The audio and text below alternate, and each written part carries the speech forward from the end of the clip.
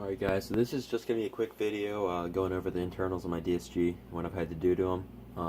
This is actually the second take. The first one got messed up and you couldn't hear anything.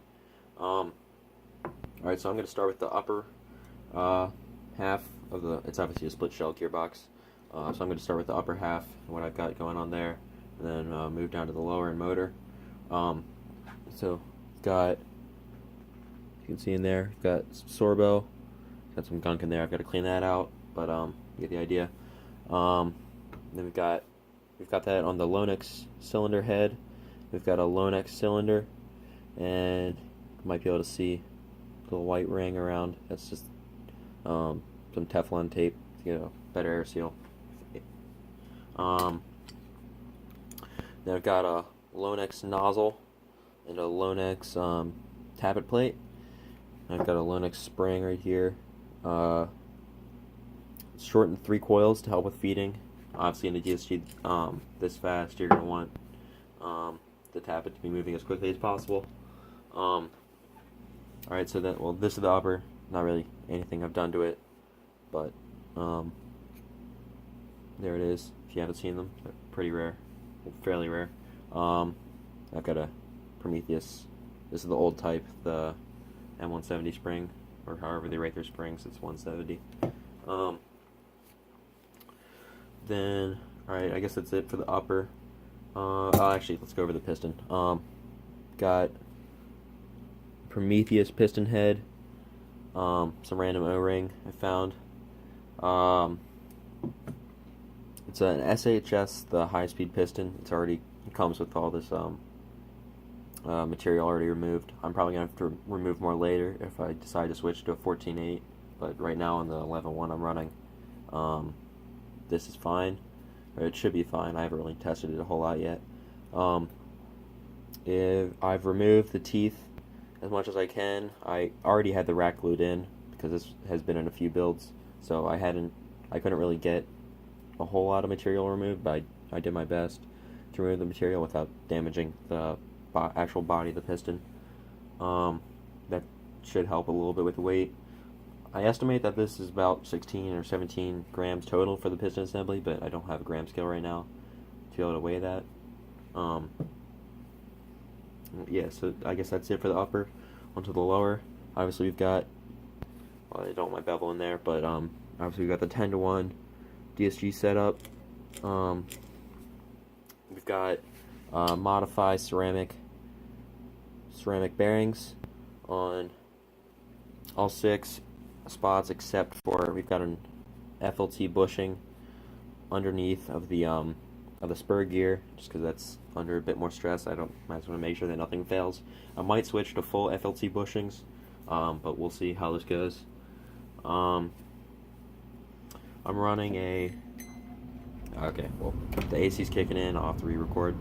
Right, so to pick off where I left off, or to pick up where I left off, also in the lower we've got Spectre Mark 1 MOSFET. I might switch this out to the Mark 2 depending on if I can get one when they get them back in stock in a few days. I'm running that, and then I have a retro arms straight trigger. I had to remove some material in a few different spots, but now it's running very smoothly, and it's a fairly short trigger pull, like 1 or 2 millimeters, but I might reduce that further. I'll worry about that once I actually get the build up and running. What else do we have in the lower? We have not really important. What else? Okay, well, I guess we'll move on to the ARL. So, obviously I had to, if you know anything about the Siegetek bevels, you know that you have to remove just a little bit of material at the top. You got to square that off so that it will actually lock with the Siegetek bevels. I had to do that here. I actually made a little notch at the top of it, as you can see that. That's actually for if you take a flathead screwdriver, allows you to, since it's a split shell gearbox, you have to make sure that the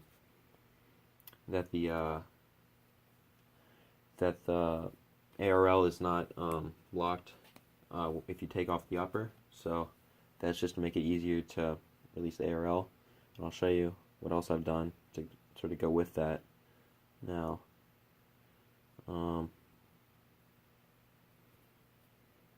My ARL spring's missing a little piece, but it doesn't actually matter. It makes it hard to get in. Well, I don't know what's going on there. Let's see. Kind of have to show this. Okay, there we go.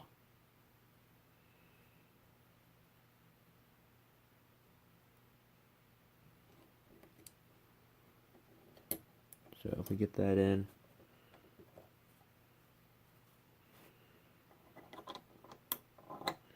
lock that in.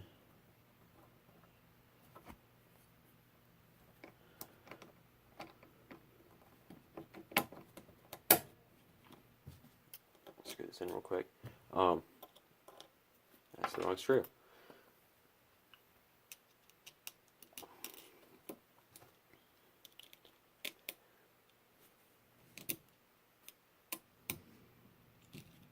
So what I actually did is to make it easier, so you don't have to remove the pistol grip, and just to make that sort of actually more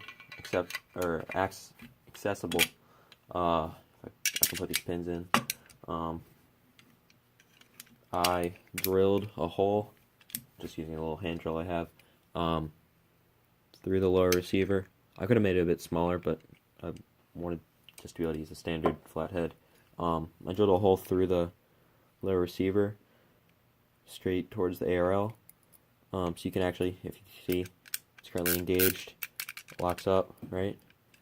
If I stick that in there, can't really see. Oh, there you go. Let's see. And then if I release, so you can see that that works. That helps a lot with the split gearbox. That makes if you want to take up, it makes it a lot easier if you want to take off the upper. The other thing I've done with the upper, actually, I can leave that in, is I've got this little centering screw in the end, and that holds in the spring guide. So normally, obviously, you have this going on, you have this screw, and then this little piece that goes in the buffer tube. It gets in the way. It's a real pain to remove. It's hard to get over, especially if you have thicker wiring. It's hard to get around that. It's just all around annoying to do, and it sort of makes it pretty inconvenient. Even with the split shell, it makes it inconvenient if you want to change out the upper or just take out the upper. So what I did to get rid of that problem is use a Dremel. Just took out a whole bunch of material back here, and so that lets me use, it's fun. That makes it so this little centering screw will fit back there just fine. I don't think it's tightened down all the way, so it might not fit right now, but normally it will. I've checked alignment and everything for everything, and it's all good. Oh yeah, there you go. Works fine. As you can see, it fits well. Now the spring guide's still centered, and you don't have to use that that annoying screw. This right here in the buffer tube. Okay, well that's kicking in again. I'll have to pause. All right, well back again. Yeah, so show you how we get the. So we already have the spring guide locked down. So now how do you get on the, or how do you lock down the buffer tube in the stock? Well, here's the screw. Well, GMP buffer tubes come with these little grub screws, and if you just tighten those down, it will actually lock it down fairly solidly. I'm probably gonna have to change this out eventually. Essentially, I mean, once I get the rest of the build done, I'll worry about that. But it's pretty solid on there. So it doesn't flail around. I mean, I'm really like pulling on it; it's not coming off. For now, I'm happy with that, but I'll probably eventually just put a pin straight through the buffer tube and the little piece on the low receiver, and that'll hold it in, I guess, a bit better. So yeah, that's what we got going on there. I guess next up is well, actually first let's go to the motor and the battery. So right now, as I said, I'm using an 11.1. This is just a Venom 11.1 LiPo. It's got like 3200 mAh. I don't remember the exact specs, but I'll post them in the description probably. No promises. Then onto the motor. It's a GMP body and a GMP 16 TPA armature. It's just some random pieces for the most part. But then we've got a ASG aluminum end bell and silver brushes, which should hopefully help with the higher current that I'm eventually going to be running through this. The little plastic screw, you can see one of them's in there, but one of them's missing. It's because they're not long enough, and they kind of just, the lower threads just sort of strip on them, since they're obviously nylon because of the aluminum end bell. I'm getting some longer ones, which will hopefully work better and not strip. So that's why that's off right there. Obviously we've got the huge ports in the motor. I just did that with a Dremel. Pretty easy. And then we've got a ICS Pinion. I might switch that out to either like an SHS or something, O-type. I don't currently have an SHS O-type, or one that would really work with this. And this one was the most similar and seemed to mesh the best, but I haven't run this yet, so I don't know what it sounds like. Once I hear it running, I'll determine if I want to keep it like that. I might, but yeah. So I might switch that out. Oh, and then for magnets, these are Firestorm N52 magnets. I've got them shimmed towards the armature with aluminum tape. I forget who, but someone else had a video on that. And then I've got them epoxied in, because obviously I've got the ports, so I can't use the springs. That's about it for that. Yeah. Then onto the pistol grip. This is the Umbrella Armory's pistol grip. I'm gonna make a bunch of changes to this, just modifying this. I need to put some sort of ports in here, probably. So with the 16 TPA armature, the low ratio gears, and especially once I start running with a 14.8, this is going to get very hot very fast. So I'm going to put some holes in here somewhere.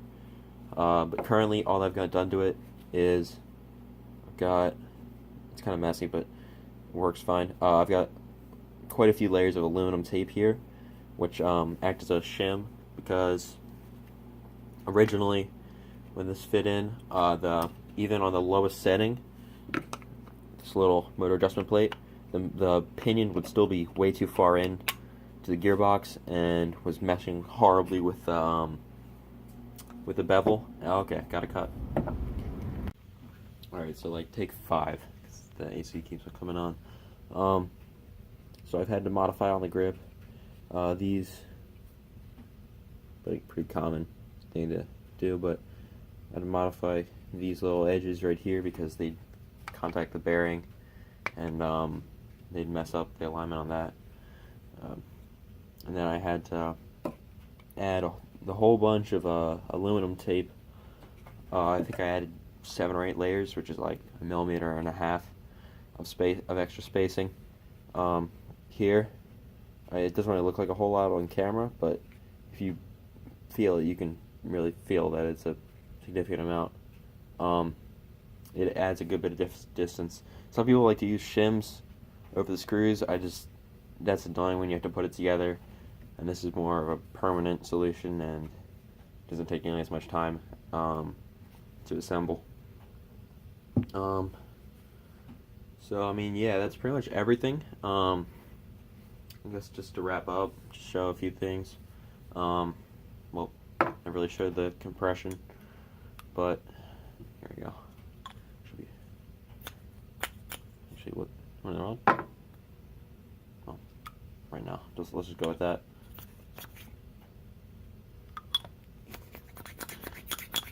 Gives no compression. Interesting. It was fine the other day. I don't know what I'm doing there. Probably something dumb, but whatever.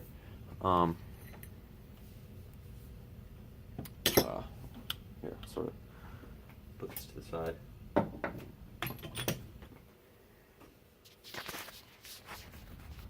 This is the upper receiver that this will be going on, or going into.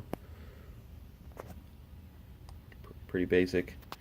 Just got a K-Tech amplifier on the end. Prometheus 6.03 barrel. It's currently flat hopped, but eventually, once I finish everything else up, probably R-hop it, just because why not? I've already got everything done to it, so may as well. I think that's pretty much the entire build, so thank you. I'll have the link to the build thread in the description, so if you want to see updates on the build, or just more of the details on it, or you'd like to comment, just leave it there. Thanks.